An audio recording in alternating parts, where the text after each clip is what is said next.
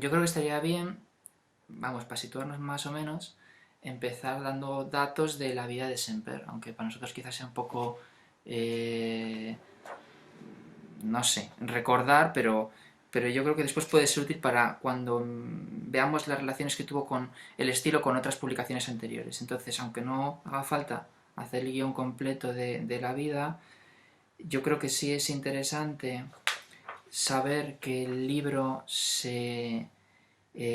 fue un proyecto que empezó en el 43 con Bitberg, que, bueno, tú tendrás el guión allí, probablemente digas mejor las cosas, ¿no? Pero que en principio la propuesta era para hacer una edición del manual de arquitectura rural de Gili, y que siempre le hizo una contraoferta en el que le proponía hacer una teoría de los edificios. Entonces, la idea era hacer, por lo que he visto, un análisis histórico con 9 tipos de edificios según los criterios de función, clima, contexto y materiales. Firman el contrato el año siguiente, en el 43, pero prácticamente no le dedica tiempo, entiendo que estaba muy ocupado en Dresde, y por la revolución del 48 termina en el 49 yéndose a Sèvres, ¿no? Cerca de París. Y allí yo creo que entonces accede a los fondos del Louvre, que es lo que tú comentas, que acababan de llegar las antigüedades asirias, y que ahí es donde empieza a tener acceso a la documentación, vamos, a los restos arqueológicos originales, y sigue realmente sin desarrollarlo. En el 50 se va a Londres, en el 51 participa en la exposición universal y vuelve a encontrarse con Bilber. Y allí ya le pide pues un adelanto. Bueno, ahí de hecho creo que le lleva ya un. ¿Cómo es el asunto? Ahora no lo recuerdo. Le lleva unas notas sobre lo que había leído de lo que él había enviado, ¿no? Sí, quizás para transmitir una visión general mía sobre este tema, él era, eh, él nace en 1803, Uh -huh. entonces para cuando publica sus primeros libros sus primeros escritos a los 30 y pico de años, era un tipo, para lo que es hoy la vida, un tipo relativamente joven, ¿no? Pero era él había tenido una muy buena formación clásica, andaba buscando un rumbo para su vida entre lo que era la ingeniería o la artillería, que vendría a ser como la ingeniería militar en aquella época, la rama científica de los militares, digamos. Cae casi accidentalmente en la arquitectura, hace un viaje a Grecia, en una época en la que Grecia estaba en guerra civil, hace unas exploraciones científicas que eh, era ir a un lugar eh, muy ajeno, muy hasta peligroso, digamos, ¿no? Y muy desconocido. Y desde sus primeros escritos y a lo largo de toda su vida, digamos, hay dos o tres o cuatro ideas que en todo caso se van enriqueciendo a medida que va adquiriendo nuevo conocimiento, que va probando, contrastando esas ideas con nuevos temas, como quien va detallando un diseño o una escultura, digamos, pero los temas eh, son fundamentalmente los mismos, ¿no? Hay Uh -huh. variaciones muy de matices a lo largo de toda su vida. Uh -huh. De modo que después la manera en que eso va tomando expresión editorial va cambiando, digamos, según circunstancias que no necesariamente tienen que ver con su desarrollo teórico, ¿no? Pero puede ser muy divertido hasta para quien lo quiere hacer el tema de uno reconoce las mismas ideas Uh con -huh. distintas expresiones desde 1834 a 1869, ¿no? Así que sí, quizás el único gran tema después de las cuestiones de Grecia, en donde una discusión que parecía, siempre empiezan con la discusión de la policromía, Uh -huh. que parece algo a nosotros nos resulta completamente ajeno, pero Semper ve ahí cuestiones mucho más fundamentales, esta cuestión de lo que algo es y cómo se presenta o como quiera llamarlo. Y,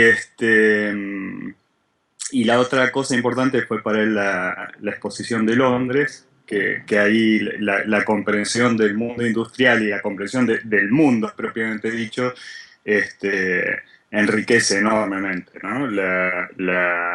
Este, ese enfoque que, como decía, ya en gran medida estaba, en sus líneas fundamentales, estaba marcado desde antes. Sí, luego veremos en detalle, ¿no? Porque es verdad Ujú. que las ideas... ¿Me oyes, no? Sí. Luego lo veremos en detalle cuando hablemos del contenido del libro, pero es cierto que las ideas, aunque el proyecto parece que fuera siempre el mismo, o sea que la idea inicial se desarrolla y se desarrolla y se desarrolla, sin embargo hay puntos en los que entrando en detalle parece que entran en contradicciones con sus propios discursos de igual un año antes, no mucho más atrás, ¿no? Ujú. Entonces, bueno, después lo detallamos, pero Ah, bueno, es interesante saber que eso, que estuvo entre 1850 y 55 en Londres, que después se fue a Zurich, porque lo llamaron para ser el director de, no sé si de la escuela o de algún departamento dentro de la escuela, fundó la escuela la fundó. la escuela de arquitectura del Politécnico, lo que hoy es el Politécnico de Zurich, digamos, y eran una, hay veces que las palabras, viste, Sí, eran al principio 6 alumnos, como se te dijera. ya. Entonces, la escuela eran 6 alumnos y eran eh, muy, vamos a decir así, no era un chiste era estudiar arquitectura a Zurich, ¿no? Así que ni era para él dictar ese curso, así que son circunstancias bien distintas, pero sí, él es el fundador de la escuela de Zurich, que además tiene una línea especial, porque es como una respuesta a los politécnicos, digamos, primero franceses y luego alemanes, eh, y esa línea se mantiene hoy, integración de los aspectos que se ha acostumbrado a discriminar entre técnicos y artísticos, ¿no? Es una línea que es fácil reconocer hoy todavía en varios lugares de Suiza, pero muy particularmente en Sur. De hecho, yo lo que he leído en Margrave es que eh, pues el que antes había coincidido con él en Dresde, Wagner, que había tenido discusiones, pero respeto intelectual, que casi llegaban a los puños por lo que he leído, eh, él- Wagner decidió irse a Zurich y quedó allí, y cuando tuvo la ocasión de recomendarle o algo semejante, por lo que dice Margaret, debió de intentar apoyarle para que fuera él uno de los Sí, que estuvieran. los detalles bien en particulares, que si los supe me los olvidé, pero digamos lo que es, a mí me impresiona mucho es que este personaje que a mi edad, a los 40, en la revolución del 49 tenía 46 años, era el arquitecto estrella del rey sajón, de un despota ilustrado que estaba realmente haciendo la Dresde de quien se sigue enamorando la gente de hoy, digamos. Y él estaba haciendo, era una figura, digamos, eh, no solo era la figura del rey, sino que era una figura muy popular, porque su teatro era una obra muy Ujú. reconocida, y, y ante las revoluciones, las revueltas del 48, él pasa a las barricadas. Hay una, en el libro pongo la barricada, la barricada de Semper que se llama, que uno aparte si viene leyendo el libro y lee las descripciones del muro gálico, digamos, integrando mampostería y la costra y el armazón de madera y qué sé yo, y vos ves esa foto y decís, bueno, esto es un muro gálico hecho con lo que tenía a mano, y, y claro, terminó refugiado, o sea, terminó con una condenado a muerte, ¿no? O sea que cuando hace su escapada por París y muchos de sus compañeros fueron ejecutados.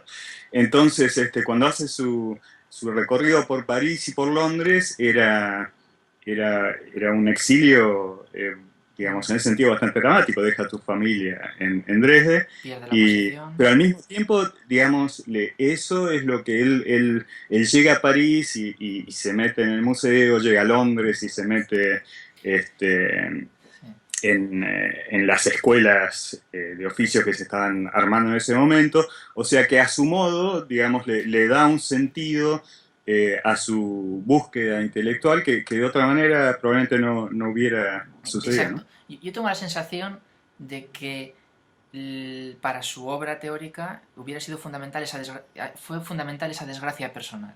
Y además que él aprovechó muy bien, es decir, que no se fue a Estados Unidos, donde probablemente no hubiera podido tener tanta información como necesitaba, estuvo a punto de irse, tenía hasta los billetes, y no fue de casualidad porque le llegó una carta para irse a Londres. Eh, pues casualidad que no se fuera, si se llega a ir, probablemente no hubiera sido la misma línea. Y Él, sí. llega a Londres justamente en el 51, la exposición, consigue, o sea, es que es como que todo le cuadra en su proyecto a pesar de la desgracia personal que supuso para él, ¿no? 5 años o 4 años separado de su mujer y de sus hijos, ¿no? Sí, es muy, a mí me parece muy motivador, ¿no? Cuando uno piensa que tiene dificultades, Sí, sí, sí. hay que imaginarse este tipo que pasa de hacer el teatro de Dresde a las barricadas, al exilio, y que ese exilio en donde aparte estaba en algún momento muy apretado económicamente y qué sé yo, es donde él redacta... eh, bueno, tal cual lo que decíamos recién, no se hubiera enterado de muchas cosas, no se hubiera enterado de Tectonic, del libro de Bottiger, si no hubiera sido, o se hubiera enterado más tarde y no hubiera tenido tiempo para dedicarse, porque después la actividad profesional es intensa, cuando te agarra, uno la hace con lo que tiene pensado, ¿no? Entonces, si hubiera seguido en Dresde o si hubiera ido a Estados Unidos, ciertamente, su vida seguramente hubiera sido muy interesante, pero en otro rumbo. ¿Sí? Sí, sí. Es también muy curiosa su personalidad, porque se comentan las muchas depresiones que tuvo profundísimas, intercaladas con trabajo de 20 horas al día, ¿no? Quiere decir que cuando le pedían hacer algo, de repente se ponía y se centraba. Cuando tenía que conseguir publicar lo de los metales para entrar a dar clase en Londres. Y allí se centra y se pone pues durante 3 meses a producir el manual. Pero Mm. hacía igual un mes estaba, no sé si esto sería por especular, en la cama, encerrado, deprimido. Pero es como una suma de altibajos, ¿no? Sí, hay aspectos que tienen que ver con uno se pone a estudiar una vida así y uno ve aspectos, vamos a decir, de la condición humana, ¿no? Y en este caso las circunstancias son muy dramáticas. Uno parece, las Mm. propias circunstancias parecen que a veces a uno los preocupan, parecen muy lavadas, ¿no? Al largo de lo que vivió este hombre. Sí, incluso, Pero bueno. que viven todos, porque de vuelta ahí Ajá. está esta historia de que Bottiger tenían en el 48, 49, Bottiger era 3 años más chico que Semper, eran tipos grandes para esa época, y Semper va a las barricadas, pero Bottiger sin relación, porque era prusiano, era parte del orden monárquico prusiano, se enlista sin ninguna ligación. O sea, un tipo de 40 y pico años que en esa época era un tipo Mayor. grande, digamos, Ajá. va y se pone con los veinteañeros y termina, su regimiento termina peleando en Dresde. Yo no sé si él efectivamente terminó tirándole tiros a la barricada de Semper, pero digamos, es posible que así haya sido. Entonces eran eh, circunstancias bastante especiales y muchos se morían. Müller se moría, Müller murió, que es impresionante. Yo no sé si hay unos fragmentos del libro que después Sí, quizás mencionemos. Él muere creo que a los 39, 40 años, ¿no? Entonces vos ves sí, sí. la obra que hizo ese tipo y es como que, bueno, siempre era especial en que tuvo unos años que no sabía para dónde iba su vida, pero tenía muy buena formación. Los tipos que podían acceder a esa formación Mm. tenían muy buena formación y se plantaban frente a su propia vida y a la historia con un rol consciente y activo, ¿no? Es que incluso la posición de Semper en la revolución, ¿no? En la revuelta del 48 ya deriva de que vivió cómo cayó el último rey francés, Carlos X, ¿no? En el 30 en París. O sea que también es como que todo tiene no lo, una sí, continuidad en sus modos de comportamiento a lo largo de toda su vida, a pesar de que está en muchos lugares, porque además en medio de todo sí, esto se fue a pueblos perdidos para trabajar con ingenieros. tres sí, meses y sí, después se iba. No, es increíble. Es que es sí. increíble.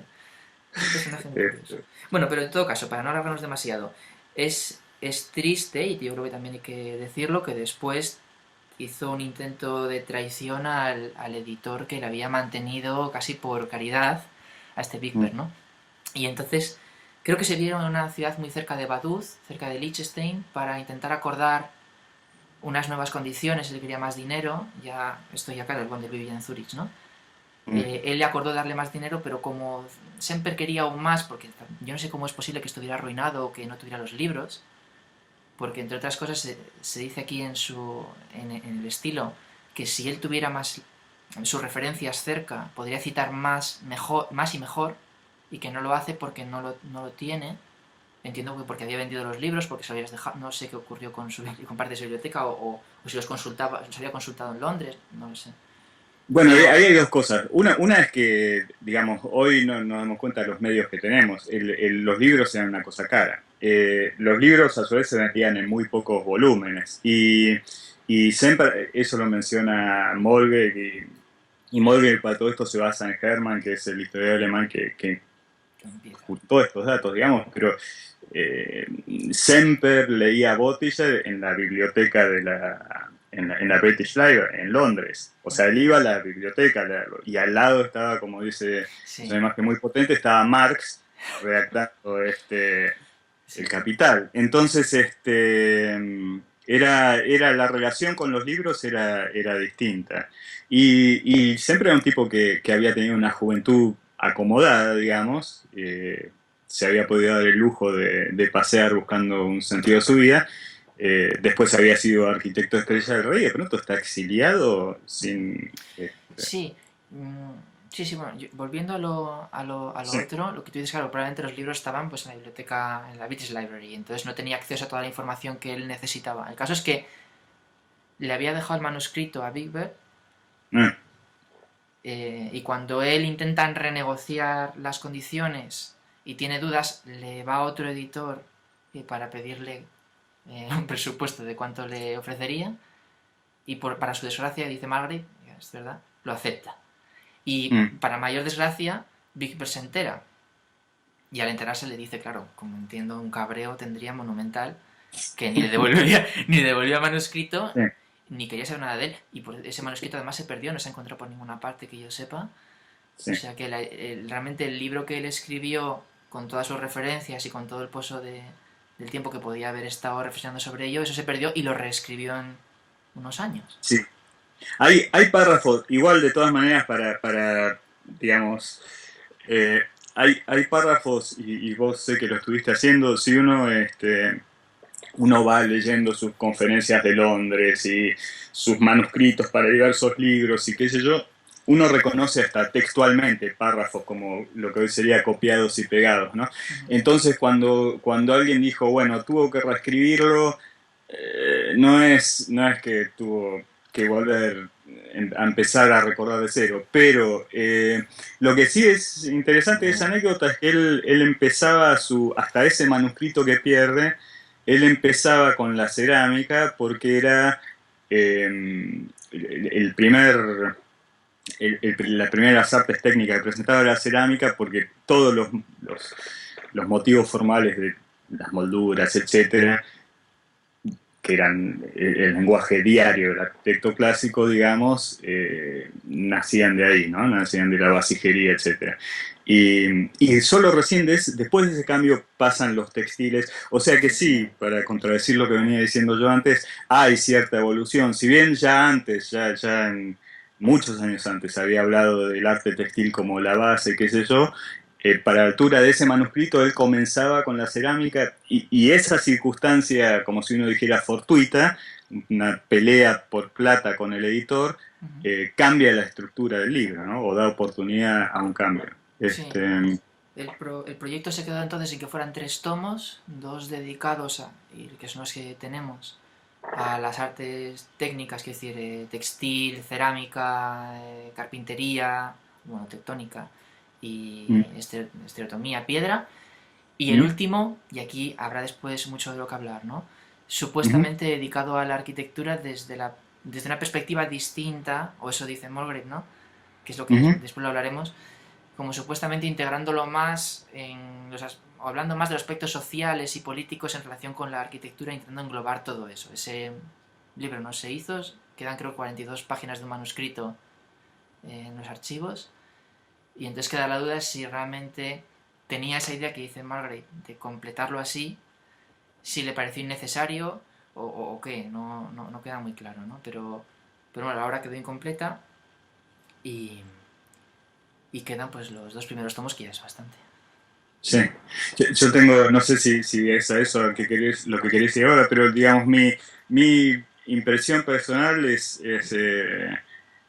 por empezar, el libro en la concepción original eran dos partes, Sí. por eso en la primera edición dice primera parte, ¿no? Uno agarra la edición del 63, dice primera parte, y la segunda, ¿dónde está? Primera parte lo que pasa es que la primera parte creció para tomar estos dos tomos a medida que él iba incorporando cosas, y yo creo que muchos de esos temas que hubieran ido al segundo tomo están, si no taxativamente presentados, por lo menos sí, digo segundo tomo porque el primer tomo se volvió después dos tomos. La raíz de todas las discusiones son esas, como pasa en tantas cosas en la vida, el proyecto crece, y los dos tomos fueron la primera parte nada más, y los otros temas quedan de alguna manera. Es fácil, digamos, uno ve, volviendo a lo que decíamos al principio, uno ve los cuatro elementos, ve las conferencias, ve las alusiones en el estilo, y uno casi podría hacer un ejercicio de reconstrucción de ese segundo tomo, de ese tercer tomo, ahora Sí. como quedaría, que finalmente nunca tuvo tiempo para hacerlo, tuvo tiempo de sobra para hacerlo. Eso es muy interesante, claro, eso es muy interesante porque tuvo 10 años para hacerlo. No sé cómo estaría al final, pero desde el 69, bueno, más si quieres contar Tuvo más, desde sí, 15 años, sí. 15 años, claro, desde el 60, sí, sí. 15 años y en algún momento hasta, primero 15 años con actividad académica y qué sé yo, que era un tipo con una capacidad de trabajo impresionante, porque vos decís, estaba haciendo eso y estaba haciendo edificios siempre que podía y estaba enseñando, así que, Y ya era bastante mayor. y de salud, digamos, no es que tenía grandes problemas de salud, hasta muy avanzada edad, entonces, él, si hubiera considerado justificado y tenía una posición de diferencia cuando estaba en el exilio, que incluso en el exilio él pudo publicar, tanto en Londres, Los Cuatro Elementos, como en ediciones alemanas y qué sé yo, desde Londres, como después, él estaba en inmejorable, además tenía una reputación ya reconocida, o sea, Sí, ya no pasó era de ser un tipo que le reconocían gente muy concreta. Cole dice que cuando fue a Dresde, si no me acuerdo mal, el director que le contrató en Londres, cuando fue a Dresde y vio la obra que había hecho, quedó maravillado con el personaje que tenía allí, como si no se supiera muy bien quién era antes. Y entonces al ver la obra que tenía en Dresde, dijo, no puede ser para mí, ¿no? Incluso le hizo mucha gracia, dice Mowbray también, que el rey había pedido que le cortaran la cabeza, bueno, que la cortaran o lo que fuera. Entonces pues eso le hizo mucha gracia a su vez, y la ahorcaron, sí. Y entonces pues por más razón lo contrató, pero después parece que fue un personaje ya mítico, ¿no? Porque aun, en Londres puede tener respeto entre ciertos personajes, aunque no lo citan, y después hablaremos de ello, en obras contemporáneas más o menos a cuando él estaba en Londres, amigos suyos. Pero bueno, eso lo vemos después. En todo caso, Pastor es un personaje mítico, porque se había tenido duelos por emigrar, por toda la trayectoria, por la rebelión. Es como que pasó a ser un personaje ya, pues, no sé, eso, mítico, ya en Zurich, pero en la última etapa, ¿no? No, y además los que ganaron en Alemania fueron los prusianos, digamos. Él no volvió a Alemania. Y así todo cuando digamos, va a Zurich, y vos habías aludido algo de eso, a Zurich van muchos republicanos alemanes y tuvieron rol académico y artístico y qué sé yo. O sea que Semper era uno de tantos que estaban. Por eso yo no sabría decir si fue Wagner, probablemente haya tenido algún rol, pero deben haber habido otros muchos que vamos a decir, que señalaban su persona. pero Semper después, y cuando se quema, ya unos años después, se quema su teatro, que el teatro lo había hecho de joven en Dresde, la gente de Dresde dice, no, no, queremos que el nuevo teatro lo haga el mismo Semper, que estaba viviendo en el exilio, que no podía volver a su país. O sea que es una situación, sí, obviamente, es un personaje ¿Hasta qué especial, ¿no? año? Ya vamos terminando esto, pero ¿hasta qué año estuvo dando clases en la ETH de Zurich? Porque no recuerdo. De memoria, sí, Él no me empezó en acordé. No 55, pero igual estuvo 10 años o estuvo hasta el 69, es que no recuerdo. yo tampoco, pero habrá sido más o menos, pues, sí, habrá sido, si tuviera que adivinar, yo diría 69 más menos algo, sí. Lo cual dice que tuvo 10 años después de vida que no estuvo dando clase en Zurich y que se fue a viajar por allí porque acabó en Roma, pero yo no Mm. entiendo muy bien si Bueno, acabó de estuvo allí porque trabajando, le echaron, se fue de allí porque era mayor, se quería jubilar, no sé muy bien cómo fue el final, ¿no? De eso. estuvo, tampoco así, digamos, no lo hice mi tema de estudio, pero él estuvo muy activo con obras en Viena, Sí. con que tenía un socio ahí, cuando ya era un tipo grande, digamos, y así que yo no sé, digamos, sé que estuvo activo, pero de vuelta, él estaba en una posición que mejor que nunca antes para publicar otro libro, ¿no? Entonces, con recursos de todo tipo y además reconocimiento y qué sé yo.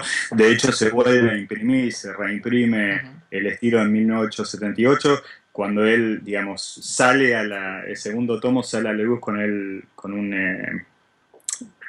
él recientemente fallecido, ¿no? Entonces, quiero decir que había hasta una demanda Ya. por lo que él tenga para decir. Este, así que Muere. fundamentalmente ese segundo tomo famoso, o segunda parte,